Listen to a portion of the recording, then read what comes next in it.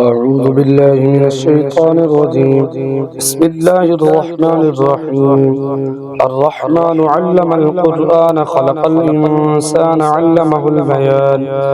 الشمس والقمر بحسبان والنجم والشجر يسجدان والسماء رفعها ووضع الميزان ألا تطغوا في الميزان وأقيموا الوزن بالقسط ولا تخسروا الميزان والأرض وضعها للأنام فيها فاكهة والنخل ذات الأكمام والحب ذو العصف والريحان فبأي آلاء ربكما تكذبان خلق الإنسان من صلصال كالفخار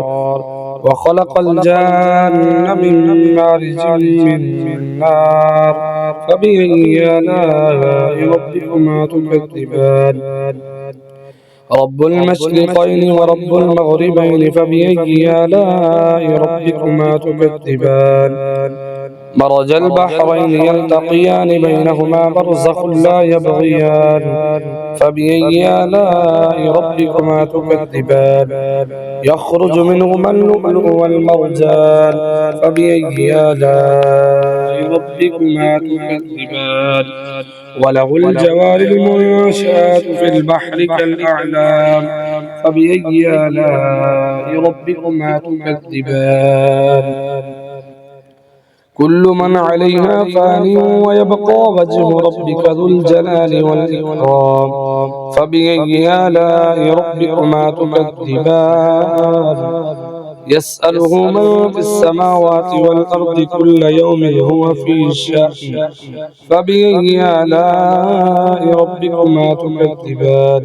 سنفرغ لكم أيها الثقلان فبأي آلاء ربكما تكذبان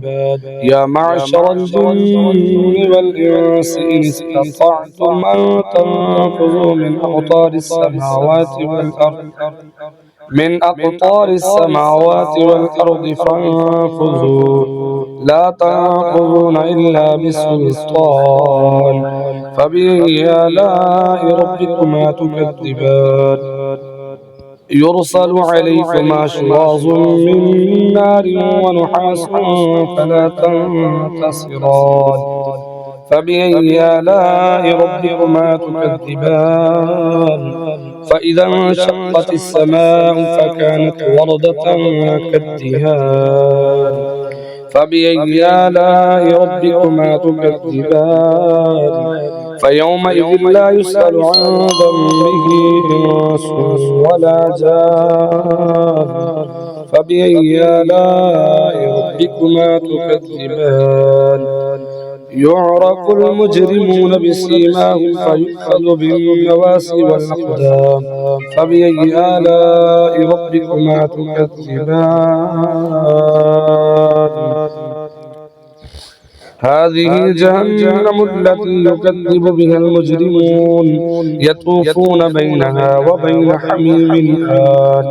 فبأي آلاء ربكما تكذبان ولمن خاف مقام ربه جنتان فبأي آلاء ربكما تكذبان ذواتا أفنان فبأي آلاء ربكما تكذبان فيهما عينان تجريان فبأي آلاء ربكما تكذبان فيهما من كل فاكهة زوجان فبأي آلاء ربكما تكذبان متكئين على فرش بطائنها من استبرق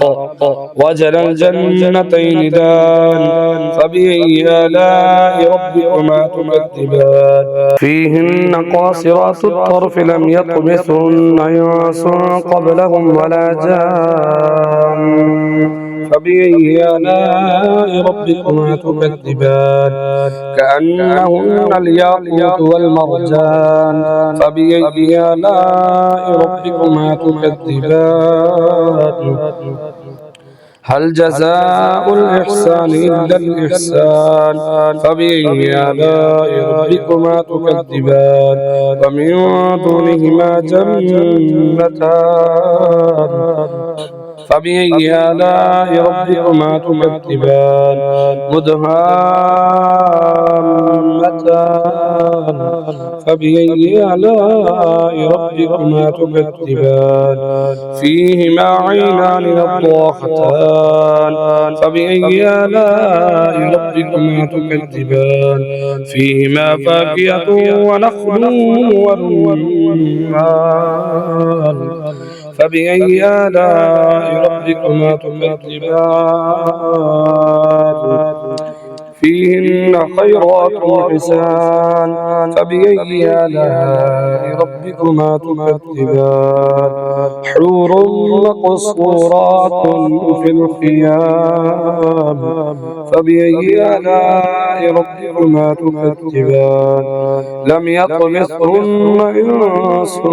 قبلهم ولا جان فبأي آلاء ربكما تكذبان متكئين على رفرف خضر وعبقري حسان فبأي آلاء ربكما تكذبان تبارك اسم ربك ذي الجلال والإكرام صدق الله العظيم.